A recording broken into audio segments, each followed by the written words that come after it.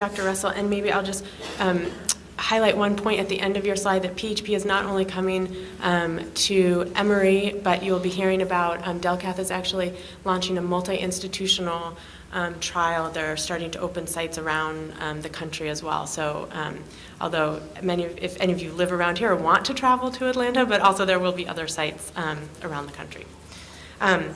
So now we'll have Dr. Darren Kies, who's an interventional radiologist here at the Winship Cancer Institute of Emory, speak. Thank you.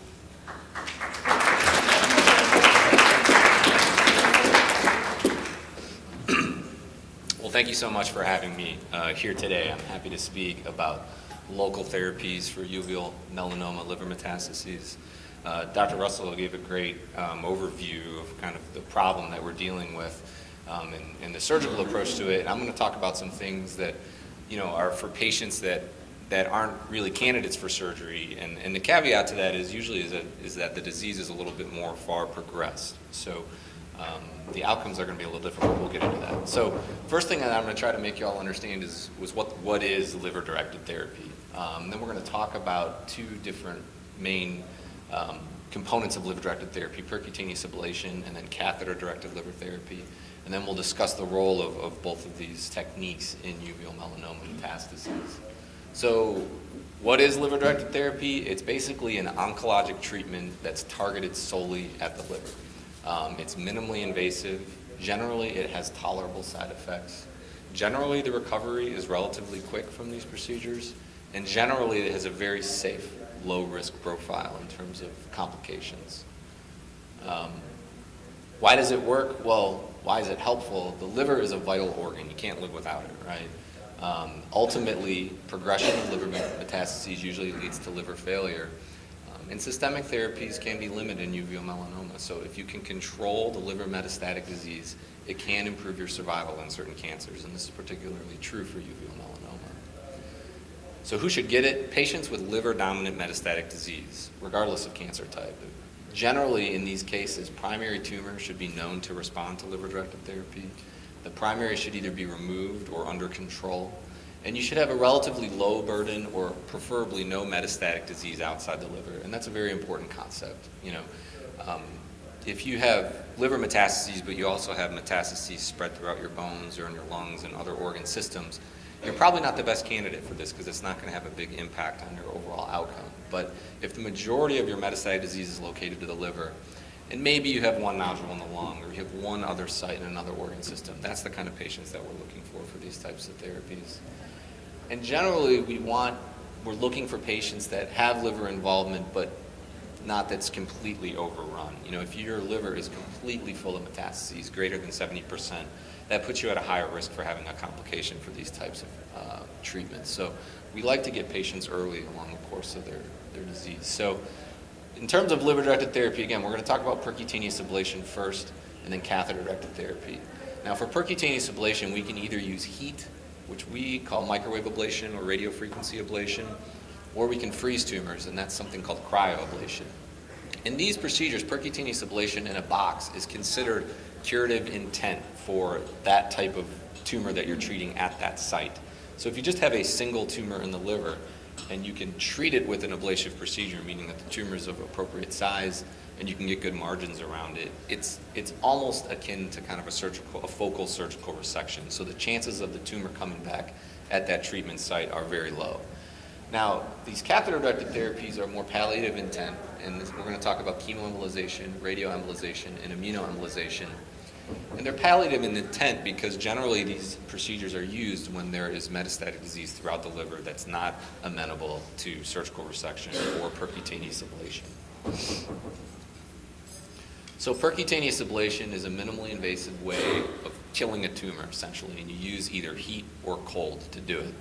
And size, location, and extent of disease matters. So the technology is such that you can only get the heat or the ice to grow to a certain size. So generally, we're looking for tumors that are about 3 centimeters or less. As technology gets better, we're pushing the limits and we're ablating tumors that are larger and larger. But you're going to get the best results if you're very selective with patients and you limit the size of these tumors. So 3 centimeters or less for a single tumor is a good thing to keep in mind. Location matters, right? The liver, Dr. Russell showed some great pictures of all the vital structures that are coming into the center of the liver. If you have a tumor right next to the main inflow of the portal vein, right next to the bile duct, you generally don't want to go sticking a needle in it and burning that area because heat can do a lot of damage to other structures. So the location does matter for ablation. We prefer to treat tumors that are kind of away from the central portion of the liver. And really that's the biggest problem for me, is just stay away from the center of the liver. Things out in the periphery, things adjacent to the body wall we can deal with, and that's important. And then the extent of disease also matters. Again, ablation is somewhat curative in intent, so it can really only be applied in cases where you really think that you can, to use the surgical term, an R0 treatment, so that you can get a treatment where you're not going to leave any tumor behind. Most folks for percutaneous ablation will kind of limit, about 5 tumors or less is kind of what you're looking for. Unfortunately for uveal melanoma, percutaneous ablation doesn't have a huge role because most patients present with more disease in the liver than that. But for certain patients, this is a good option. Now, heat versus cold, I could give a whole hour-long talk about the difference between cryoablation and microwave ablation or radiofrequency ablation. The main take-home for y'all is that operator experience is key. Whether you use heat, whether you use cold, you just want to make sure that the person that you're seeing for this has a lot of experience with one or the other. There's some technical factors that make heat favorable in certain situations, that make cold favorable in certain situations. But really, they work they're equally effective. It just really depends that the person that you're seeing has some experience with it. And in general, percutaneous ablation, if you set out to treat a tumor at that certain site, it's a very successful treatment. The local control rate, depending on what you ranges anywhere from 85 to 95%. So this is a case example. This is a patient with a single metastatic lesion in the liver, this white thing here. These are like cross sections of the body that you're looking at. Here's the heart, here's the lungs, and this is the liver. And this is a PET scan of the same patient showing this hot spot here in the liver, a metabolically active tumor. So we brought this in for a percutaneous ablation. We used heat for this case. We used microwave ablation. And the way in which we do this, it's a minimally invasive procedure. It's done through the skin. It's basically a big fancy needle that's hooked up to a generator. And you pass that needle through the skin. Now, in this case, I used a combination of CT guidance and ultrasound guidance, just 2 different imaging modalities to guide my needle directly into the tumor. The ultrasound was very helpful in this case. So what you see on this image is you can see the tumor here. Here I've got my needle going right through the center of the tumor. And this is a scan where the needle is actually, the generator is on, and there's actually heat being treated to the tumor, and you see this gas that forms. Once you turn the generator on, it takes about 6 or 8 minutes to cook the tumor. And then this is the pre-PET scan, and this was in follow-up about 3 months afterwards. No more residual active disease. So this was a nice example of how microwave ablation or ablation in general can work to treat focal tumors. So now we're going to move on to the other local therapy, catheter-directed therapy. And catheter-directed therapy takes advantage of the dual blood supply to the liver. Again, those cartoons that Dr. Russell showed were fantastic, much better than this. But the thing to understand is that tumors, for whatever reason, 99% of them get their blood supply from the hepatic arteries. The portal vein doesn't really supply a lot of nutrients or blood to tumors. It gets their blood flow from the hepatic arteries. So you could go ahead and just anyone, you can go ahead and you can embolize this hepatic artery. Embolize just means block it off or clog it up. You can clog it off and not cause damage to the rest of the liver. I mean, it'll cause a little bit of liver dysfunction, but it's not like you're not cutting off all the blood supply to the liver. It's not going to necrose. So we take advantage of this dual blood supply by injecting little particles through the bloodstream that then lodge in the tumor. And the particles can work in several different ways. There's a bunch of different catheter-directed therapies that we have. Transarterial chemoembolization, which we call TACE for short. Basically, you can give chemotherapy and then chase it with embolic particles. Or you can actually load the chemotherapy directly into the little tiny particles and lodge those in the tumor. There's transarterial radioembolization. The radioactive particle that we use is called yttrium-90. Another term for it is called selective internal radiation therapy. There's 2 different distributors on the market. One makes little microspheres made of resin, and the other is made of glass. But it's a way to deliver very, very high doses of radiation into the liver and kind of blanket the liver, especially when you have diffuse metastatic disease, blanket the liver with a uniform dose of radiation And generally that dose of radiation is much higher than can be achieved from external beam radiation.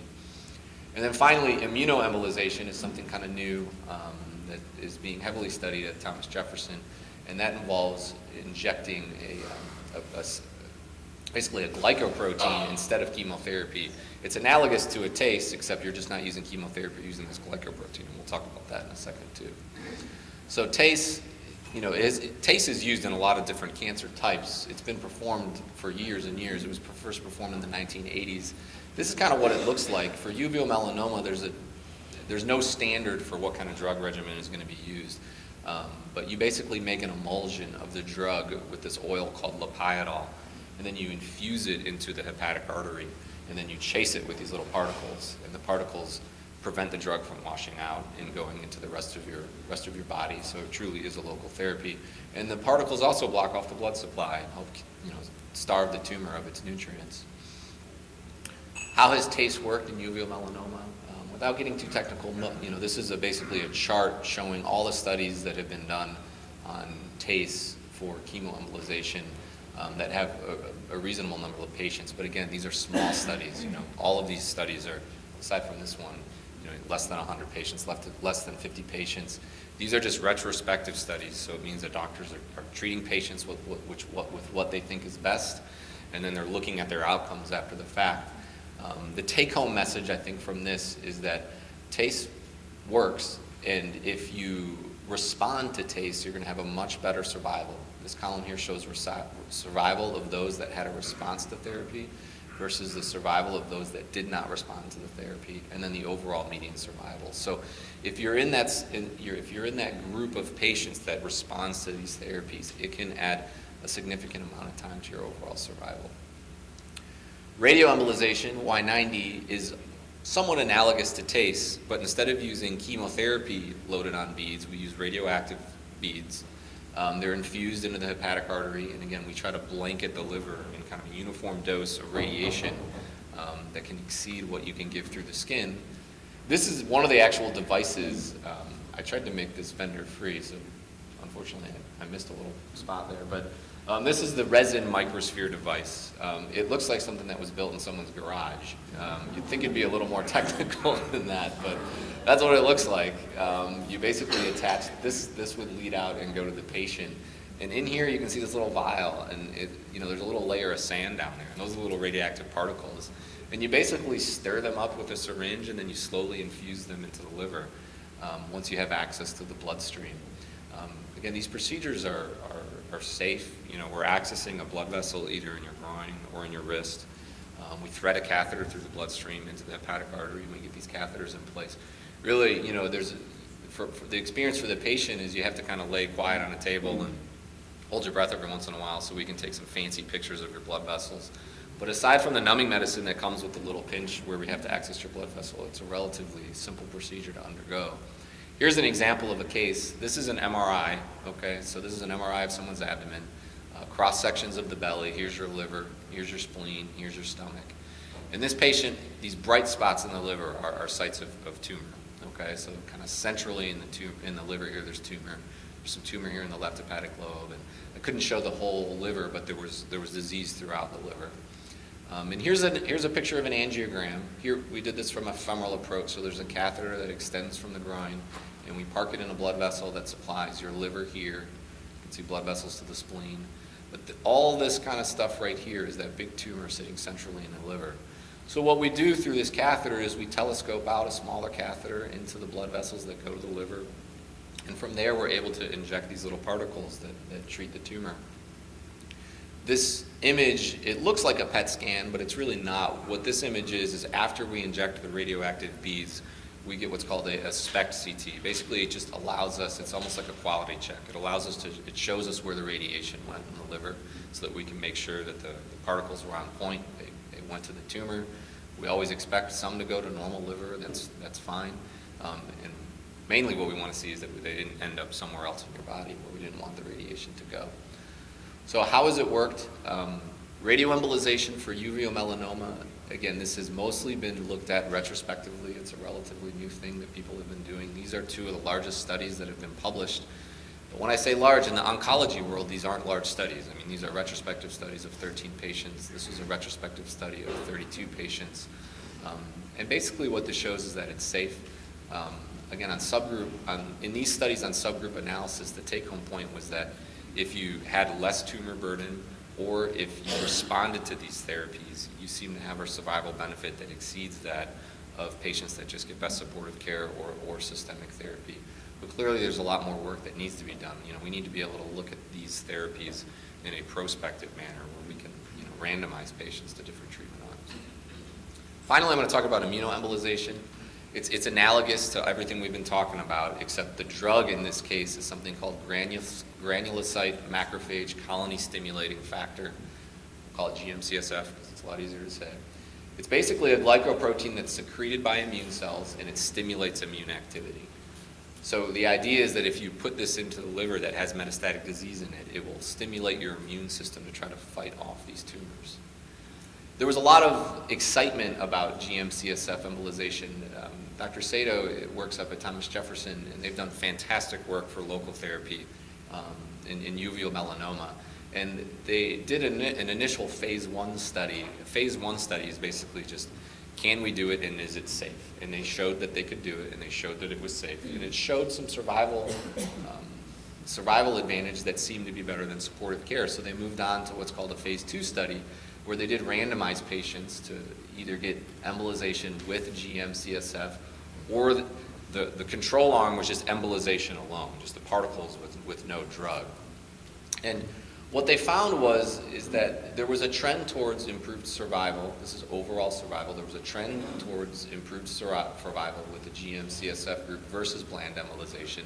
It didn't reach statistical significance.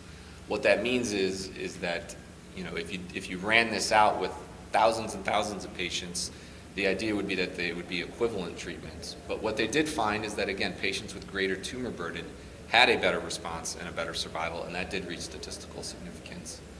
And they also looked at some inflammatory cytokines. Basically, they just looked at the body's response to immunoembolization, and they were able to show that immunoembolization ramps up the body's response to try to help and fight these tumors. So, there's still a lot of work that needs to be done with this. It's a very unique approach to the treatment of uveal melanoma metastases and liver metastases in general. And it's something that we're interested here in looking at Emory as well. So, again, to conclude, I'd say much more work is needed in local therapy, but liver-directed therapy can improve survival, and it may be the only reasonable treatment option for certain selected patients. So I talked about the who, what, and the when, but really, how do you access liver-directed therapy? Sometimes that can be a problem. Talk to your oncologists. You want to seek treatment at NCI-designated cancer centers where they have tumor boards with multiple specialists. And, if you're not getting anywhere, seek out an interventional oncologist. The Society of Interventional Radiology, this is a society that supports my field. Interventional radiologists, we do a lot of things outside of cancer, but there are groups of us, like myself, who really focus on cancer and consider ourselves interventional oncologists. So there are people around who can help you, who have expertise, and we're here to help. And I like this slide. It's magic. So, thank you so much for your time.